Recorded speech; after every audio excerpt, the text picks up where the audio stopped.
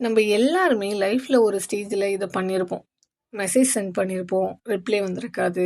திரும்ப சென்ட் பண்ணுவோம், கால் பண்ணுவோம், பிஸியான்னு கேட்போம். அப்புறம் லாஸ்ட்டாக ப்ளீஸுன்ற மாதிரி சொல்கிற அளவுக்கு போயிருப்போம். அப்போ நமக்கு தெரியாது நம்ம கெஞ்சுற ஸ்டேஜுக்கு வந்துட்டோம் அப்படின்னு சொல்லிட்டு. அந்த வீடியோ யாரையும் ஹர்ட் பண்ணணும் அப்படின்ற மாதிரிலாம் கிடையாது.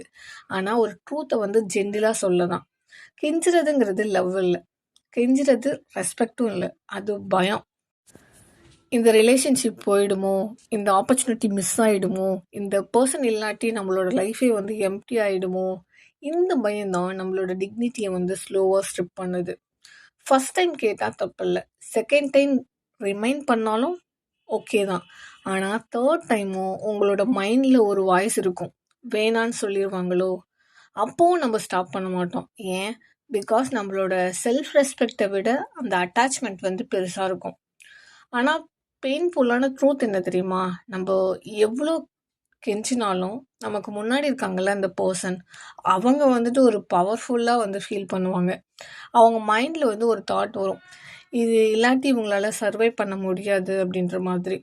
அங்கே தான் நம்மளோட செல்ஃப் ரெஸ்பெக்ட் டை ஆகுது. நம்ம ரொம்ப பேர் இதை ரியலைஸ் பண்ணுறது ரொம்ப லேட்டாக தான். ரொம்ப ஒரு எமோஷ்னல் டேமேஜ் ஆனதுக்கப்புறம், செல்ஃப் கான்ஃபிடென்ஸ் பிரேக் டவுன் ஆனதுக்கப்புறம், ஒரு ஒரு என்ன சொல்கிறது, ஒரு பெரிய சைலன்ஸ் வந்ததுக்கப்புறம், இது நமக்கு தேவையில்லை அப்படின்ற மாதிரி அப்போ தான் புரியும். இங்கே ஒரு கிளியர் டிஃப்ரென்ஸ் புரிஞ்சுக்கணும்.